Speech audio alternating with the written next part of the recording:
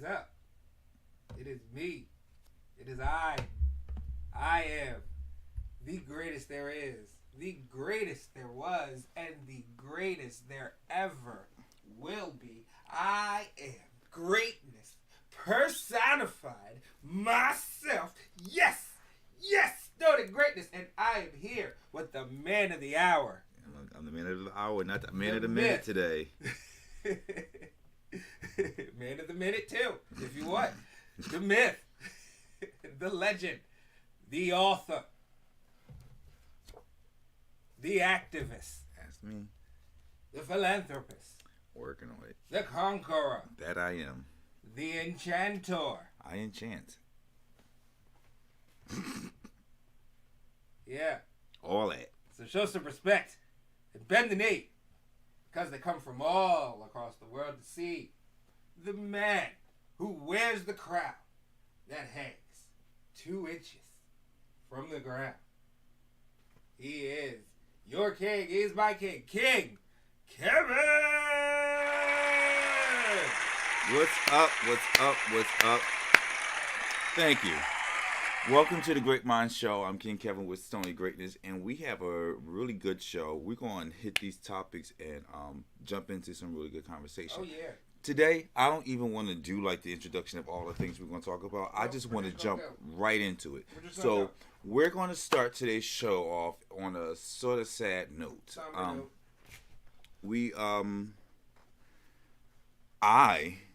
Was it yesterday or yesterday? Yesterday. Mm-hmm. I woke up to the news of the passing of one Samantha James. I'm not sure of everyone in our audience who know, if you know who Samantha James is. Pretty sure a good portion does. I'm more than sure a good portion does. But take it way back. Samantha James appeared on Jerry Springer way back in the day, coming out as trans.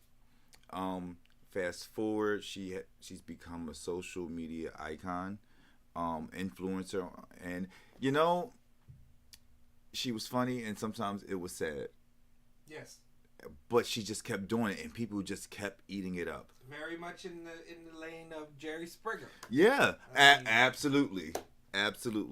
But despite her her issues, she was adored and loved by so many people. So we are just taking a moment to pay our respects to Samantha James, Miss Cookie Tookie. 1, 2, 3. Get up off them. I can't say that on YouTube. Yeah. But yeah, she was a trip. I remember watching a video of her in church shouting with her phone in her hand. Yeah, right. And I'm like, and I'm like, when I'm watching it, I'm thinking about what the people in the church are thinking, because you are over there shouting, ma'am. Shouting. She's shouting with the phone. Yeah, with your phone. On her. Meanwhile, looking up at it. Yeah. Like, But you know what? She's, like I said, she's going to be missed because despite how crazy she was loved. It was entertaining. And that's the thing. It was very entertaining. Like, I'm sitting here talking about that moment. We're sitting here talking about that moment with a smile on our face. Exactly. A lot of folks would find that disrespectful, but, it's like, that's Cookie Tookie. That's Cookie Tookie. And I think that everyone who followed Cookie Tookie and really, enjoyed her brand of entertainment, because that's what it was. Yeah, it was. And she knew that. Despite her problems, she knew it was entertainment. Mm-hmm. And she knew that people loved her. Mm-hmm. She did. And she will go down as one of the, greatest presence as far as the queer community is concerned on the internet. Yeah. She put 30th Street bathroom on the map.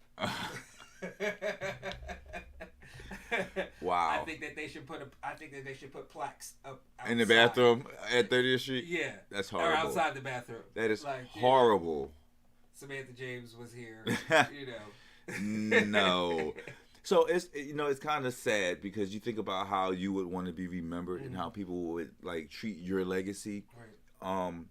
So with her, there was a lot of stuff that she did for entertainment purposes, and a lot of people were laughing at her and not with her. Right. And some of the situations was like, ooh, Samantha, Mm-hmm. sis. Yeah. But she was a fun person. I don't know if you ever met her before. I do not believe that I met her in person. I may have, because being out with you. Yeah, and, I met her like other twice. I met her twice. One time she had me on her camera. We were outside. I ran into her on 13th Street, and we were just talking and laughing. So yeah, she was a cool person. Yeah. On top of like being entertaining. So a lot of cool people, a lot of folks were paying their respects to her all on social media, Right. especially a lot of Philly queer socialites who were out in the community and about, and definitely knew her and shared the life experience with her and everything. Definitely spoke up and everything, and it's interesting because you see, and I don't want people to think that because we were laughing, like we were laughing Right. at her, Right. like it was comedy, Right. and it's okay to laugh at comedy, but you also have to have an appreciation for the person who is Right. doing it, because a lot of comedy does come from pain, and so I definitely think that people should remember that she was a dreamer, because she wanted to be a Yes. mortician, like and she definitely left a mark. Yeah. and she will be missed. And speaking of legacy, something that you was just talking about, like people were posting stuff, paying their respects. Mm-hmm. Literally everybody on my timeline made it a point to be in a picture with her. Not everybody, but I've seen a lot of people that I know personally. Some people that's in entertainment, that's in like the community work, like that was impacted on some level by her life. So even though some of the situations she was in, people may look down on, you have to acknowledge that her legacy remains, that people knew who she was and they loved her and they look forward to seeing her. Right, even the ballroom scene. Exactly, she's definitely big in that. We're That was posting, clips and stuff like that of her in the ballroom scene. So, she will go down in history as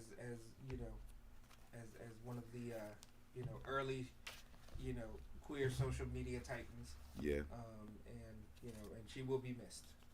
So rest in peace, Samantha James, Tookie. 1, 2, 3.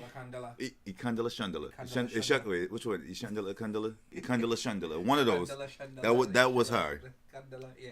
Always. Hey, speaking in tongues in church and out in the streets. She kept Jesus with her. All right, so it's always sad when we lose someone, but the flip side to that is it's to be celebrated when new life comes into the world. Yes, because people are being born all the time. There are people being born that was never born before. Mm-hmm. I got that from Big Nate. Rest in peace, Big Nate. Rest in peace, Big Nate. But there were rumors going on online about Keke Palmer being pregnant. And she came out on, was it SNL? SNL this Saturday. Yeah, and she said, I need to address the rumors of me being pregnant. I am, and she showed off her baby bump. Mm-hmm. Yeah, congratulations. So, Keke is one of us. She I'm going to call her queer because she may not be lesbian. She may be. It's not my business. But she's part of our family. Yeah. So like she's but friend of the community. we've she all has a baby daddy. Yeah. I think his name is Darius Dalton or Dalton Darius or something like that or something around there. It's 2 D's. Okay. Are his initials. All right. Yeah. Congratulations to them on their new baby coming into the world, and congratulations to Keke Palmer. Hopefully, this does not. This pregnancy won't stop you from being a part of the next season of Legendary, whenever that may be. Right. And hopefully we got that coming out soon. I mean, a lot of folks, were saying, a lot of rumors going around because of Discovery's whole, acquisition. Yeah, and Discovery's acquisition of HBO and Time Warner from AT&T. And, they're like, on a canceling spree, canceled a whole bunch of movies that were expected and highly anticipated. Are definitely they've been canceling a lot of scripted stuff, and a lot of reality based stuff. Actually, they're moving. I'm sorry, I misspoke. It's canceling a lot of reality based television productions going on, and are moving more towards scripted. The cycles that we go through. Right. So, a lot of folks are hoping that Legendary hasn't come across the chopping block. Naomi has come out on social media and has, stated that, rumors, don't believe the rumors, especially if it hasn't come from the people who are within the show. Shout out to Naomi, friend of the show. We hope that the pregnancy brings her a lot of joy, but that she's still back in her judging chair, because I firmly believe that she's earned her slot on the judges panel. I want to talk about that real quick because I love Megan. I have loved Megan on Legendary since the beginning of the show. I think she added something so unique and special to the show, and it was like, I remember when they first announced the show and I saw Megan Thee Stallion, like, wait, Megan is like one of the top chicks in the game right now. And she's doing this, not just a show as a judge, she's doing this show with us. I was really happy to see that she did that. And then when they announced Keke Palmer, I'm like, okay, I love Keke because she's a singer, an actress. She's like a great person, very funny. But sometimes she may be a little over the top. And I'm like, I don't know. But when you think about it, that makes her fit in perfectly. And that she did. Toe-to-toe with Law Roach. I freaking love it.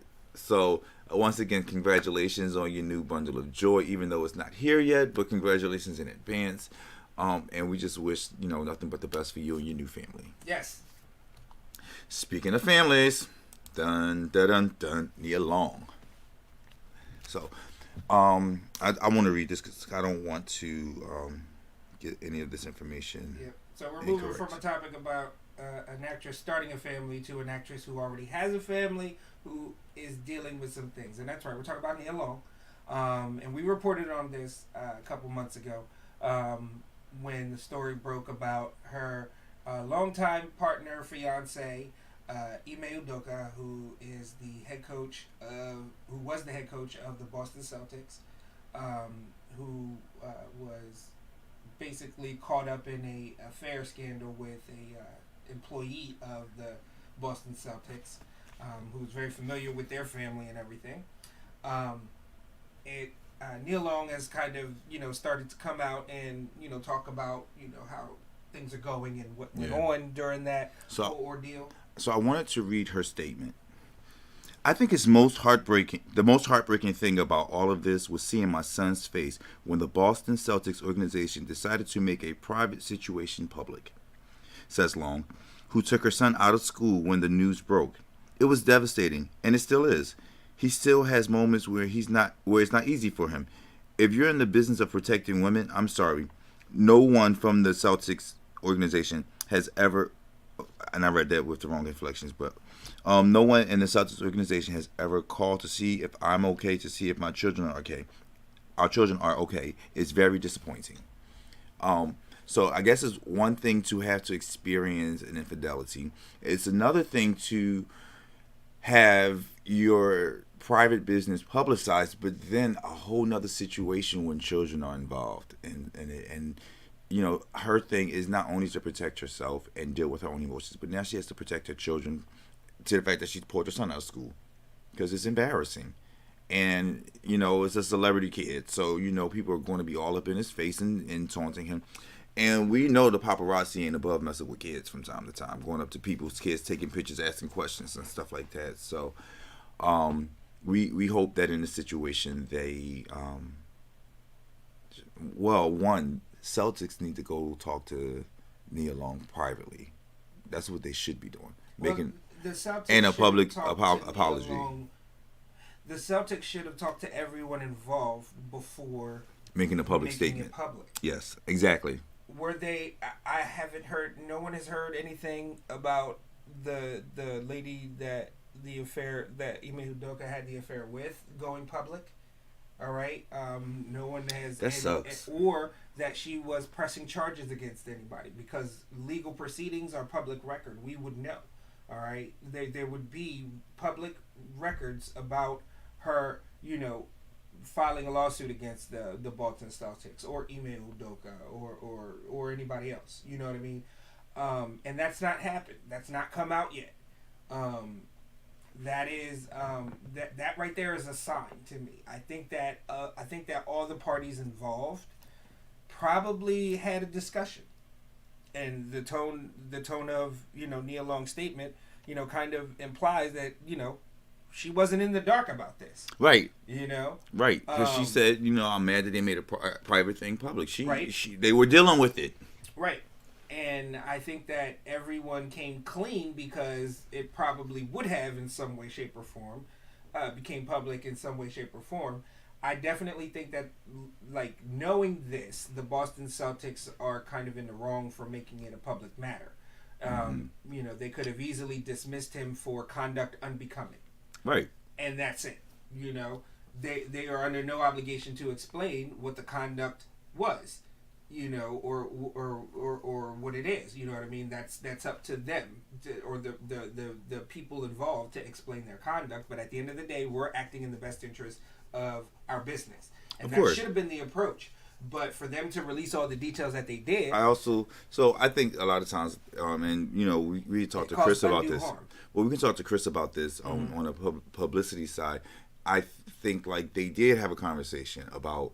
These are the details. These are the repercussions of the details, and they had different avenues to go. It's like, okay, do we take that approach? I just wanted to know who was the person that made the decision to say, okay, this is the route we're going to take, because it wasn't one person making this decision. I'm sure it was a board of people who made that decision, and like who thought of, because I think that this is going to do more damage to the image of the organization, because there's already scandal. But now it's like, oh, and you guys are just careless or heartless about what you guys do and how it affects children. Yeah, because you got to take that into account, and especially when you're dealing with high-profile families. Right.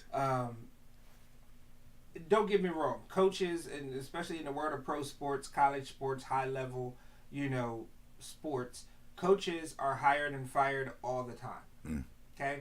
It's the nature of the business. That's the conversation I have. Yeah. The controversy with Deion Sanders. Oh. But that's not on our topic of this tonight. Next week. Tune in for that next week.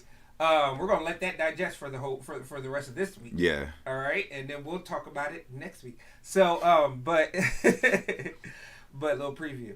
Yeah. Like that. Yeah. So, but no, I think that when it comes to coaching and stuff like that, kids of coaches. May find out before their parents have had a chance to tell them that their parent lost their job. It is,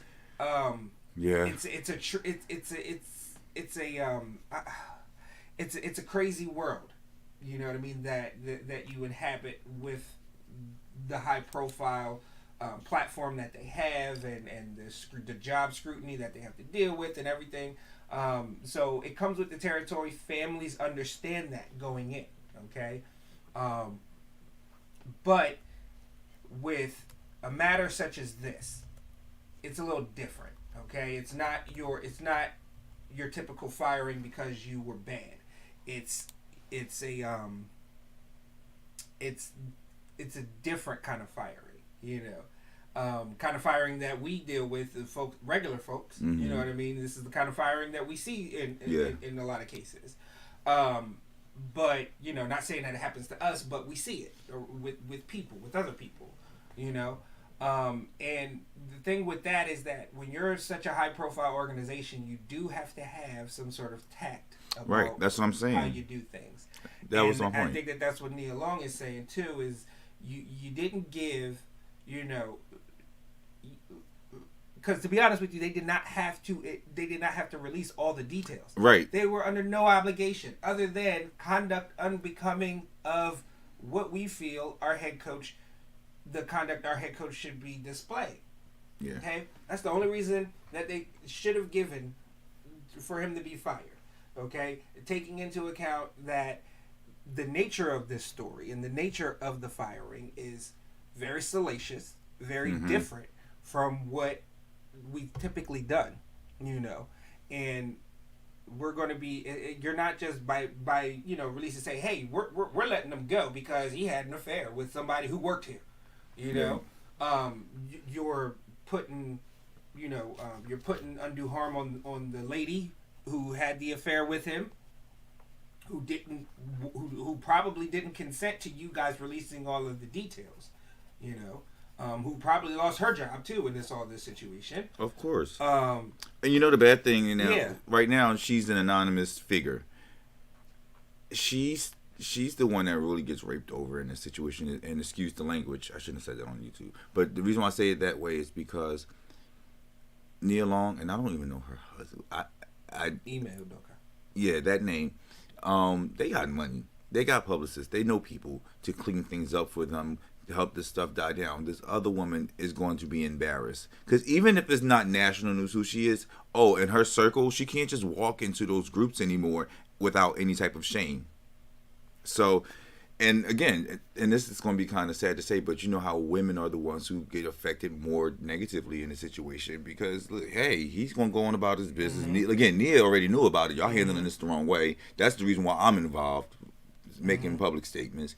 But this woman here, I mean, hopefully she's someone that has some pull in, like, industries or whatever, because, like, I think that's really embarrassing for her. Right. Yeah.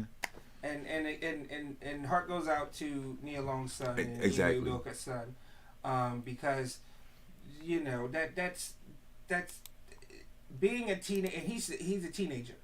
Being a teenager is one of the circles of hell. Like, at least while you're a teen, anyway, it is. Yeah, I mean, unless you're one of the beautiful folks. You know what I mean? No. Because as a teen, you think I'm awkward now, and you know me personally, and I can get awkward. When I was a teenager, it was worse. And I think regardless of how attractive people may have thought I was, nobody would approach me. I was just too awkward. It was weird. Pretty didn't help me as a child at all.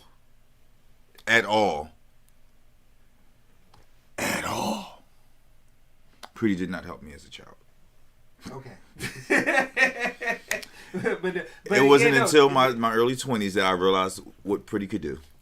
There you go. So some people realize it earlier in life. You know, and if you don't have that going for you, then your teenage years, like I said, is like one of the circles of hell for you. Yeah. And which is the majority of folks that are watching this. So like, you know how it was. And you gotta put yourself in that kid's shoes. You know, he's probably at school and insiders break the news, and then little kids that are, you know, and when you're a teenager and you're especially in the sports, like it is you are on it. And especially in today's world, it was a little bit different because you had computer lab time, you know, and it was scheduled throughout the day, so it came in spurts, you know. Right, now everybody got their phone in their pockets. Now everybody has their phone. And it bloop, bloop, bloop, Twitter goes off right then and there. In the middle of a class, he get out in the hallway, dudes is like, you know what I mean? Oh, your dad got fired because he was getting some on the side and stuff like that, and he doesn't know what the heck is going on. And then all of a sudden, his mom pulling him out of school and stuff like that, and he probably already found out. Not saying that that's the way it happened, but you have to figure the way things move nowadays. How would you feel if you were in that situation, or your kid was in that situation? I definitely feel where Nia Long is coming from, where she says that the Boston Celtics acted very irresponsibly with the way that they released all the details about the matter. And I just wanted to also tag on the whole thing. We know that the rules are different when it comes and when children become involved in a situation, or when someone's actions affect children. The rules aren't the same as if, like, okay, we just adults and we're gonna play dirty. When it comes to a child, no. Like, that's where the line is always drawn. We don't cross those lines. Now, I know that they weren't going after the child. They weren't purposely trying to put the child in a space, but their actions did. It's like the person saying, "Oh, you hurt me. Oh, I didn't mean to." No, you didn't mean to, but you still hurt me. Right. You're still responsible. You're responsible for that. Exactly. That, you know what I mean? Like, even though you didn't mean to do the harm, you did it. You know what I mean? And by your actions. Right. So I definitely agree with Nia Long on this situation. Like, you know, they definitely acted a little bit irresponsibly and reckless with the release of the details, because they didn't have to release all of that. Right. You know, it was all going to come out probably, but the Boston Celtics themselves didn't have to have a hand in it. You know, outside of suspending them and then ultimately firing Ime Udoka as their head coach. So, yeah. Yeah. So, we were on social media and we came across deviant events. If you are a part of the the gay community, or men who have sex with men, same gender loving men, all the different titles we give ourselves. You've heard of the deviant parties for the most part. Whether you've attended them or not, you've heard of them. And something that they're doing now is they're starting to do more educational stuff, like within their social media. So they posted something talking about PrEP use, and there was an HIV report between 2010 and 2020 that showed how things have evolved in the past 10, 12 years. Now that PrEP is regularly available. Yeah, now that PrEP is available, in a lot of different ways as well.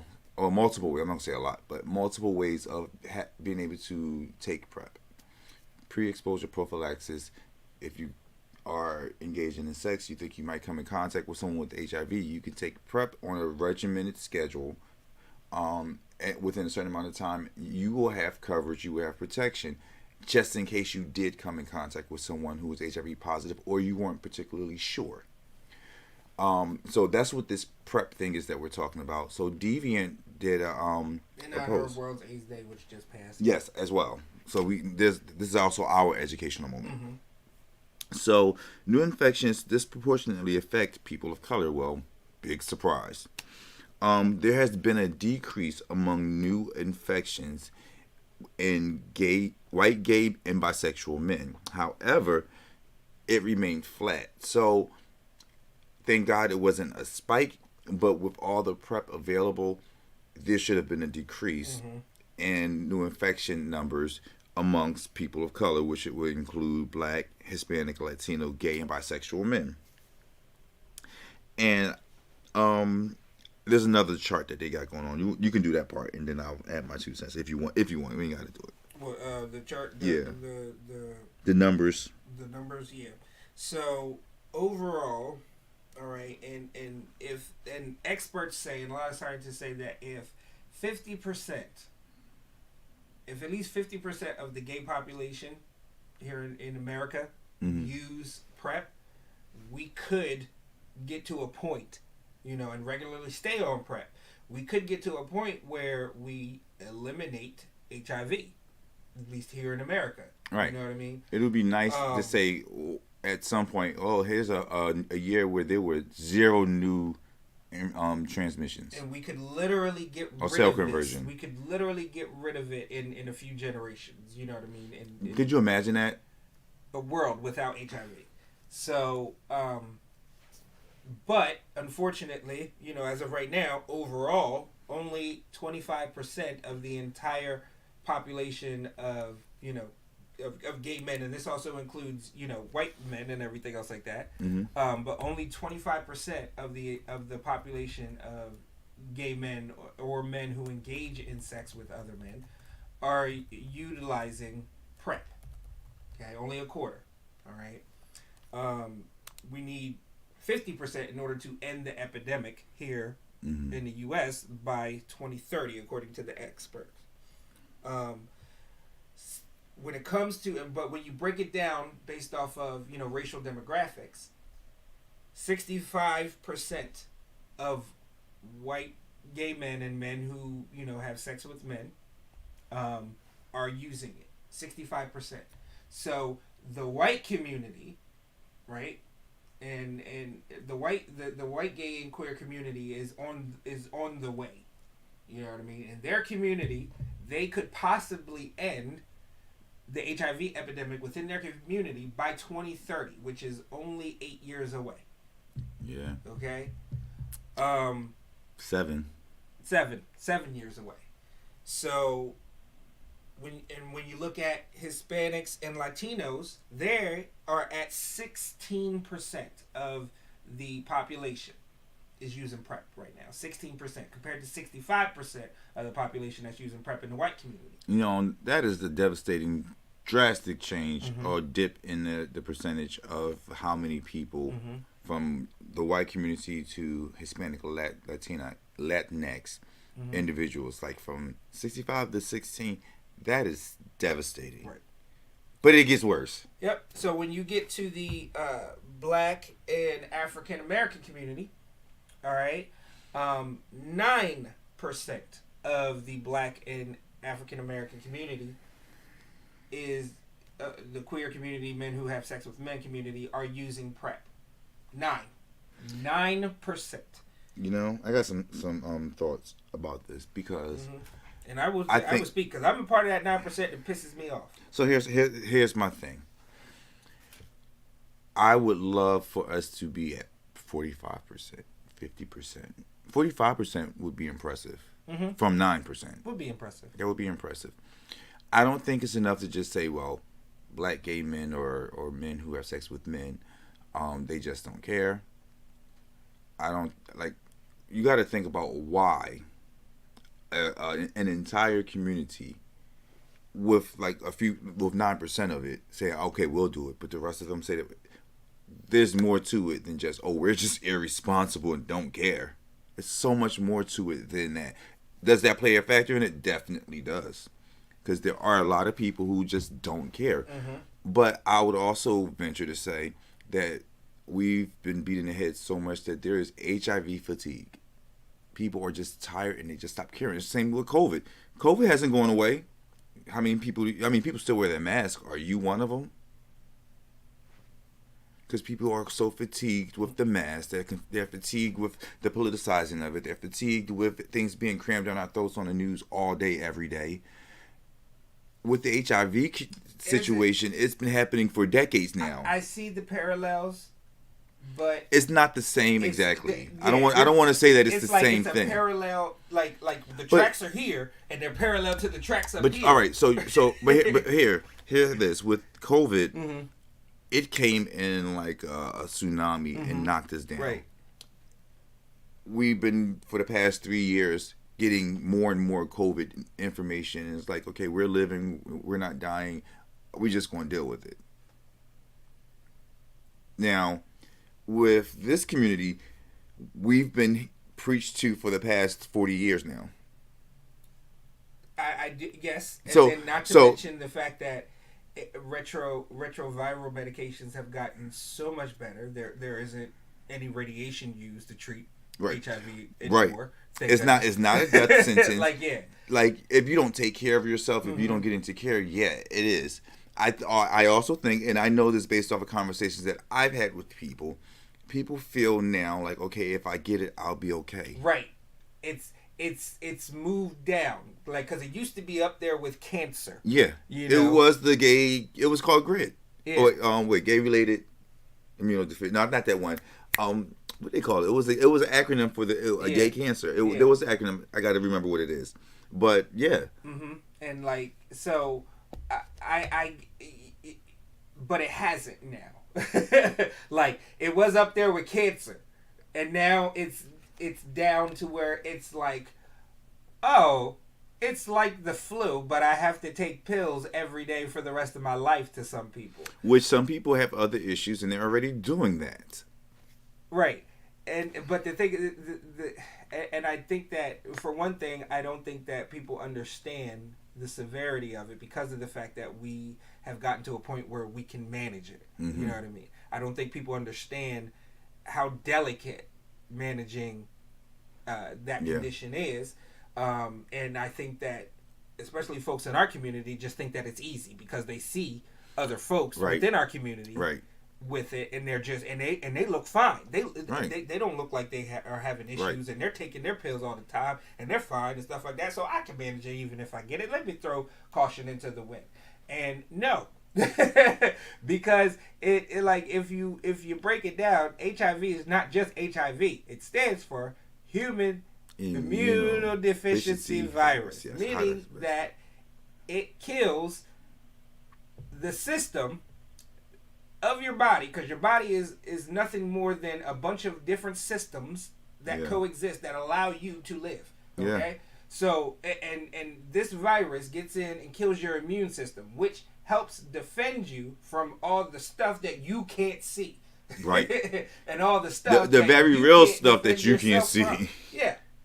The very real stuff. Like the reason why you don't die from a cold. Literally. It's your immune Could system. you imagine a person died because of a cold?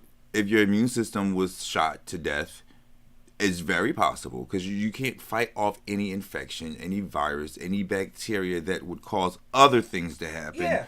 Things affecting your nervous system, getting into your bloodstream. Your immune system takes care of all of that.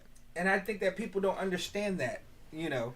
And that's testament to a lack of education. It's how it was educated. Not even the lack of education, but when it came out, how it was educated. Right, it was because the it gay only affects thing. the gays. It only affects the gays, right? Affects the gays. So, you know. So boys, don't stick your hoo-has in his poop chute. That was the message. That was the message. But because it was sexualized, the education wasn't given the way it should have been given about how important this is. Just because, but not just to the gays, but to everybody. Everybody, exactly. All and right? We also know because you don't know where anybody lands on the spectrum of sexuality. Exactly. So that is so fluid at this point in life. It's like it was very fluid back then, obviously too. So no, yeah, but it's a lot more publicly accepted too. The fluidity now is of more sexual orientation, more socially conscious. We're more socially conscious of the fluidity, whereas before we were just. It may be back there, it may be flowing, but we don't talk about it. I want to say, yeah. So now we're talking about it. Because you have to with things like this, you know? And I think that our community, you know, is definitely suffering from the lack of education, a lack of, I also think of a lack of self-accountability. Definitely that. That needs to be preached more. Yeah. Because, like, you're like, for one thing, if you know that you have the condition and you're just all out there being all willy-nilly and not, you know what I mean, you are a problem.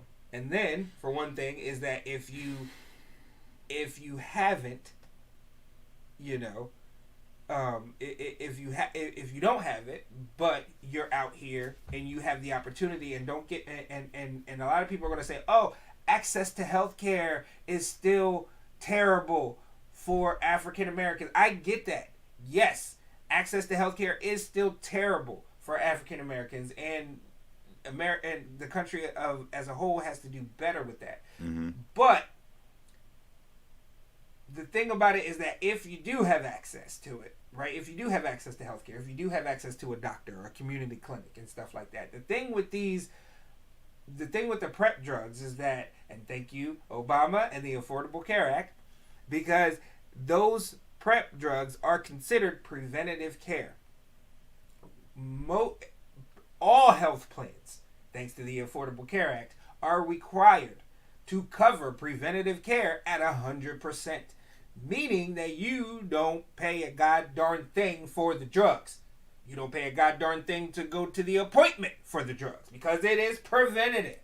All right? It is meant to prevent you from getting sicker than what you already are because you have, especially for men who have sex with men, you know what I mean? And we got to stop saying gay, bisexual. You know, that's a thing. It's men who have sex with men. And there are a lot of men out there who consider themselves straight and look at themselves straight, but you still have sex with men. So therefore, you are still at risk to contract and to spread HIV. Therefore, PrEP is for you. And it's, like I said, it's preventative. So meaning that it's free. Free 99. Okay? And that's the thing I don't get. It's because our community loves free stuff. All right, I don't like that stigma. No, but think about this. But no, we but love think free about stuff. this though. But think about this. It's you not, can listen. I love free stuff. But listen. You like free stuff. Listen. Maybe not. But let me make my point.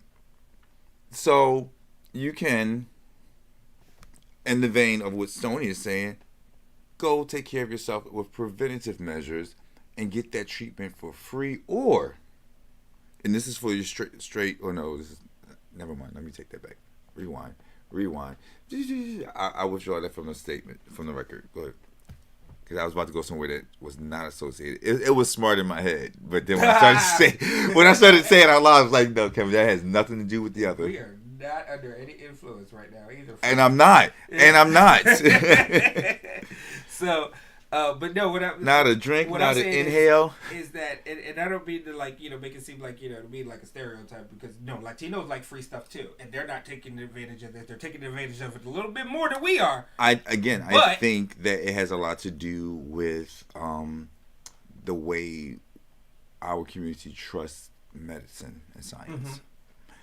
And then again, we don't want to a lack of education. I don't want to make, and I mean, you kind of didn't make it a blanket statement, but I think a lot of times when we look at these surveys, we make blanketed statements to say, well, hell, they have all this out there for you. Why aren't you getting it? Everyone don't have access. Everyone, like you said, education. Yeah. Everyone don't have education about what PrEP is. So it's important for us to have these conversations. It's important for people like you to share these conversations, because there's people that you may see who need to hear this, and they'll never come across us if you don't share it. Right.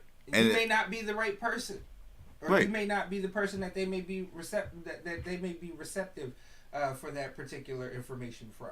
We may be the right people to finally get it across to cousin Antoine. That hey, you should be on PrEP.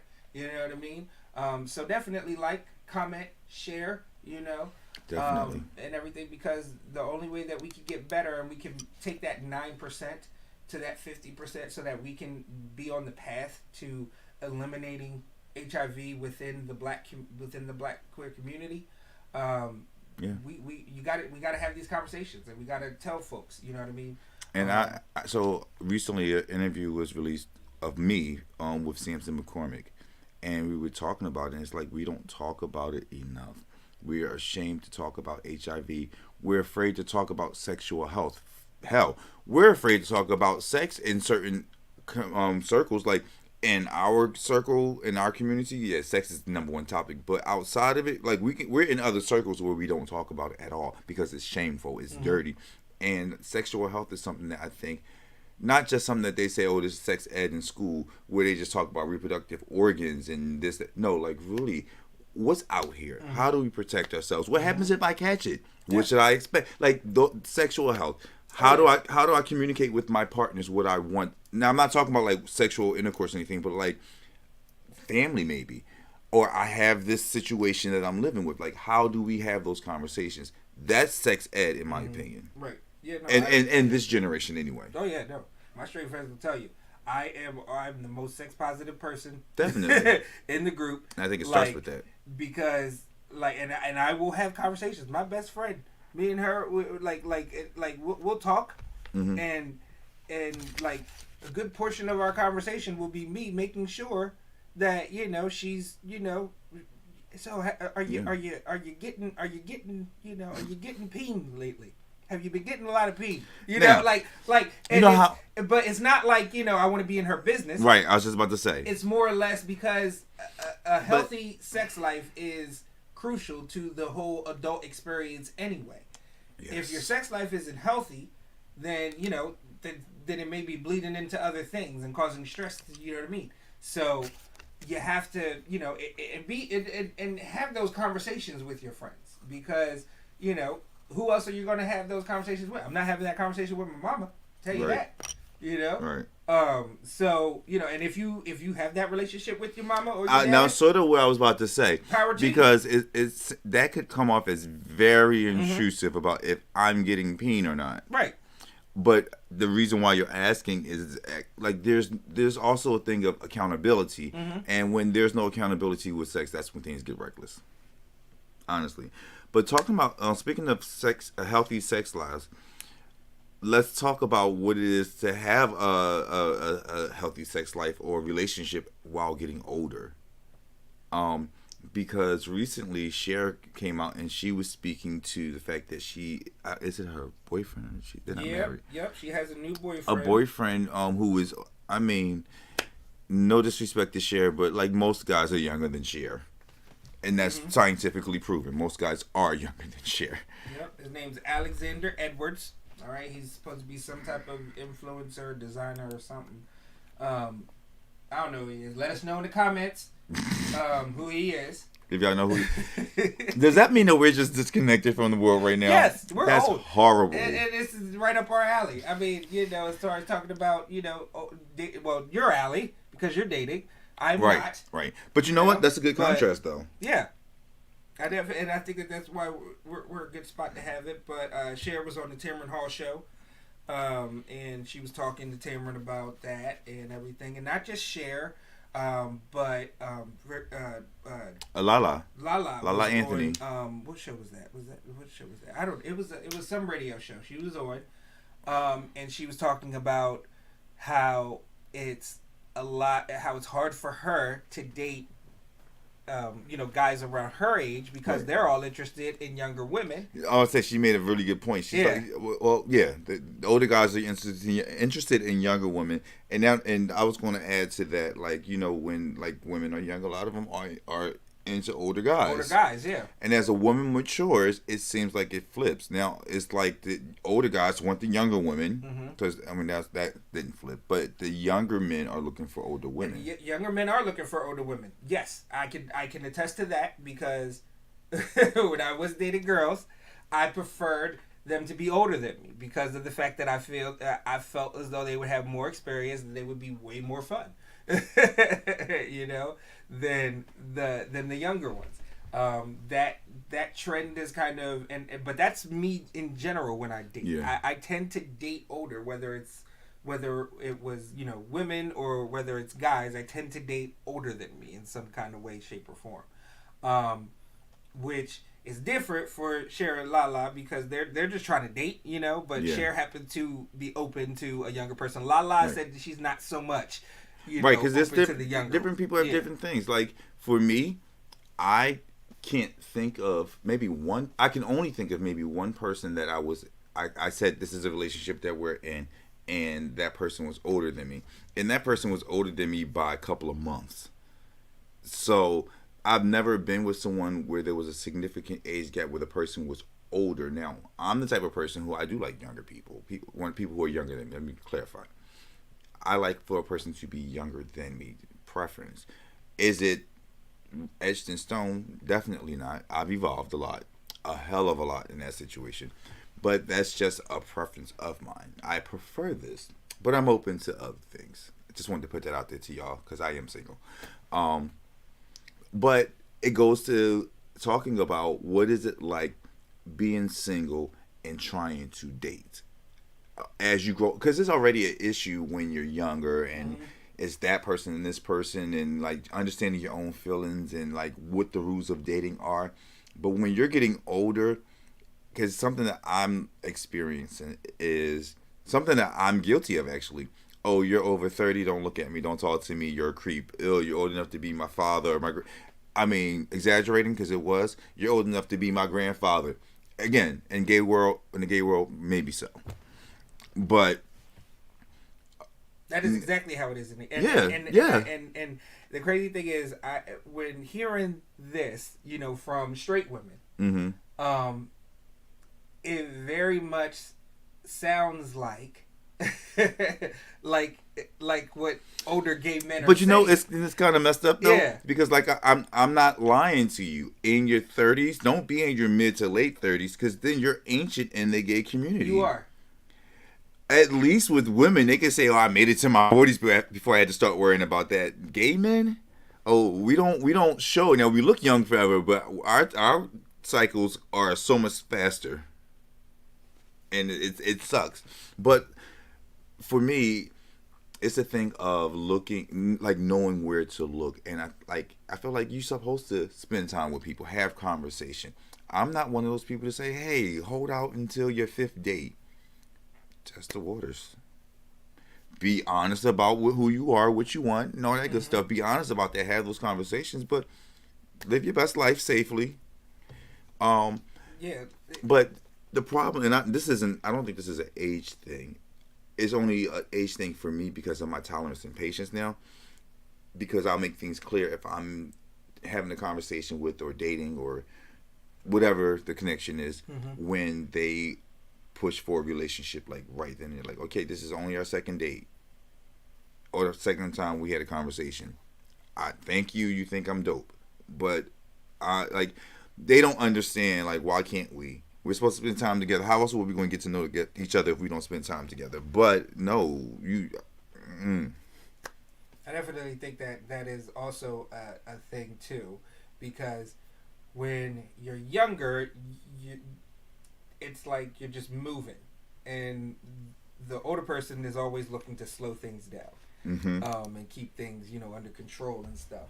And I think that this conversation is worth having because of the fact that like I said, the parallels between what they say and how they sounded compared to the parallels to how a lot of older single gay guys that I know sound. They sound exactly the same. Yeah. And I'm like, wow, because there seems to be a lot of tension between like gay men and straight women. When in all actuality, it seems like we're the same person. There is a lot of we're not the same person. I don't have their struggles that a woman has that I could never experience or understand or fathom. Yeah.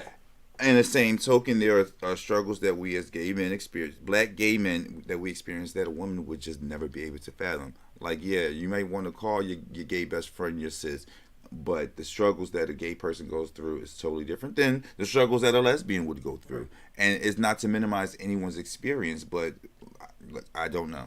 So I am, and I understand because when I was out dating and stuff like that, and I was single, I did have an age limit cutoff. Now, was it older or younger? It was older. Okay. And also younger. I did have a like there's like a little bracket that moves as I grow older. Exactly. Yeah. And when like, so my last serious relationship, my ex was 10 years older than me.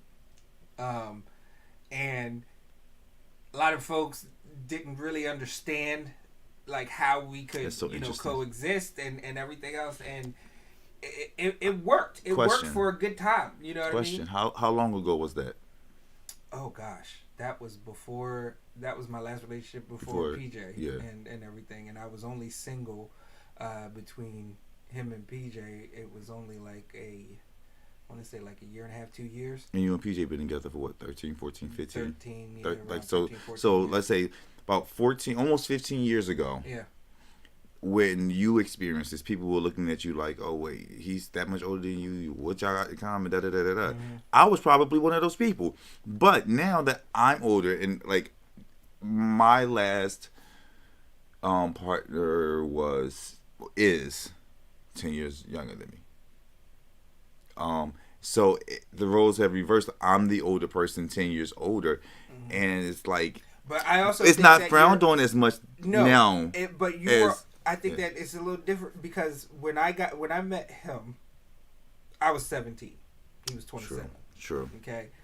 So he was moving from his mid to late 20s into his 30s. Yeah. Whereas I was progressing into my 20s. You were just becoming an adult. Yeah. Barely. And I think that a person who is 27 is going to work better with a person who is 37 more so than a 17-year-old and a 27-year-old. Yeah, very good point.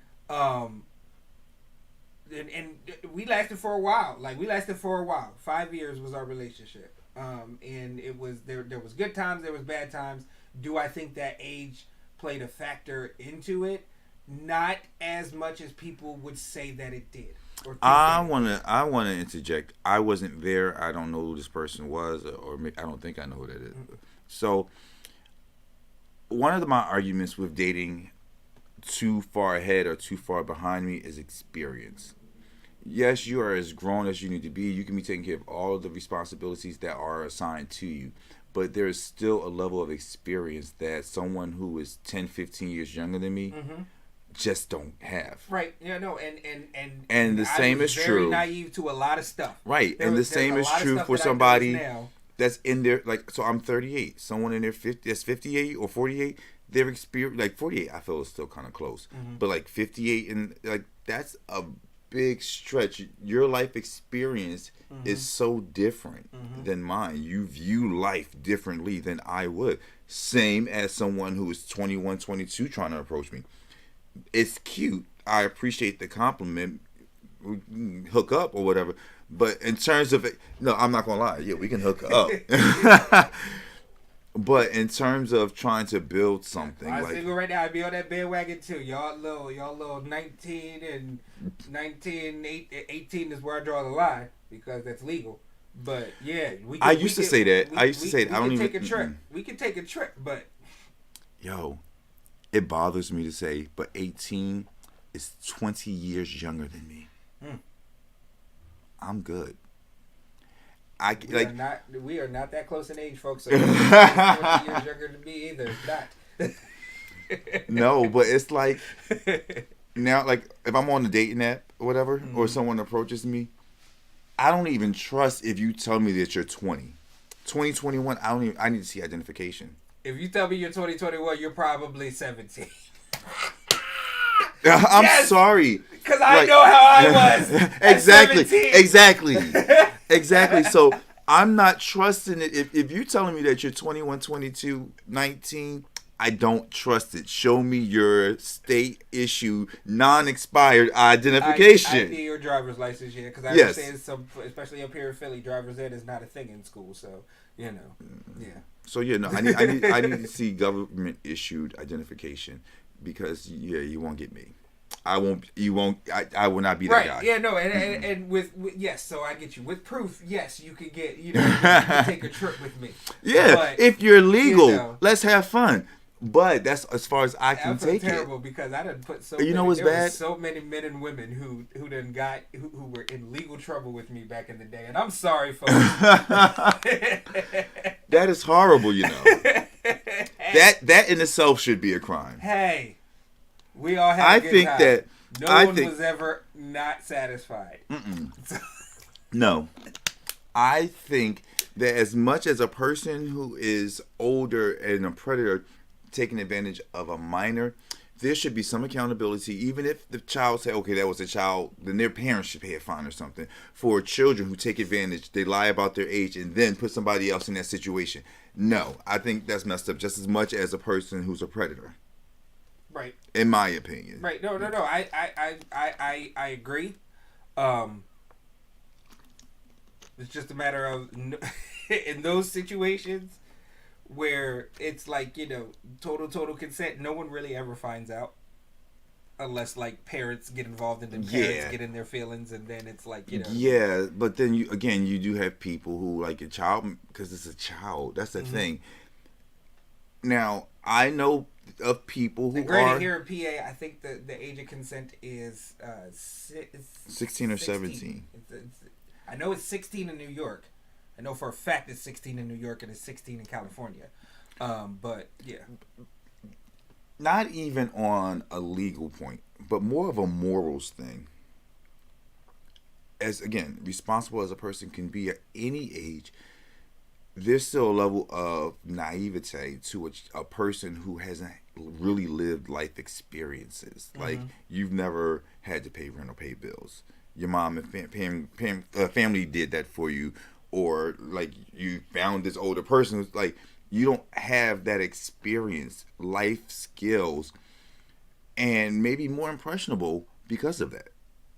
Whereas, come to someone in the mid to late 20s, in their 30s, you can't pull that. Like, you have to be extremely naive and gullible to take advantage of a person. So, in the situation of someone that is a minor, to them, it's, my body feels good. I'm satisfied. You satisfied? Yeah, but morally, really, you can live with yourself? And I'm pretty sure there's plenty of people who say, sure. But I can't. Sorry. Not the innocence. Like there's too many people out here that look young. Have fun. They look youngish. Have fun. Check their IDs. But have fun.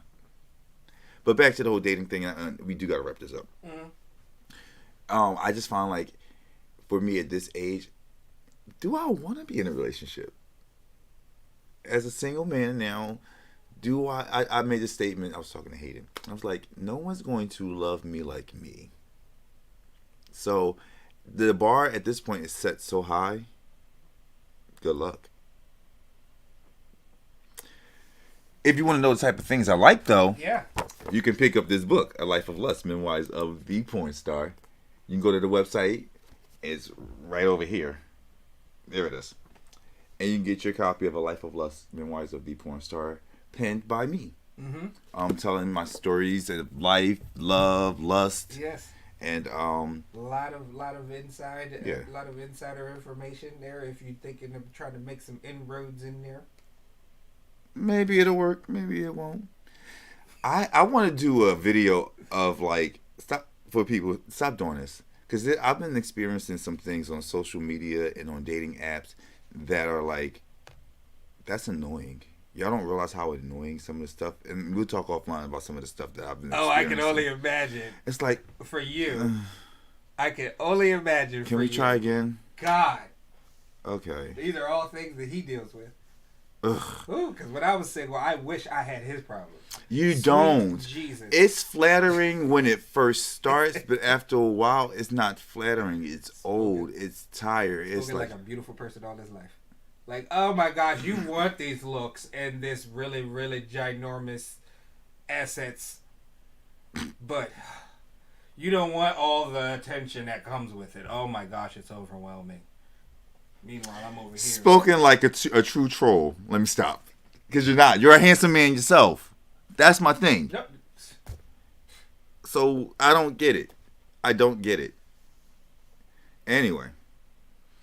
Thank you guys for joining us for another episode of the GreatMines Show. Catch us again next Sunday at 5 p.m.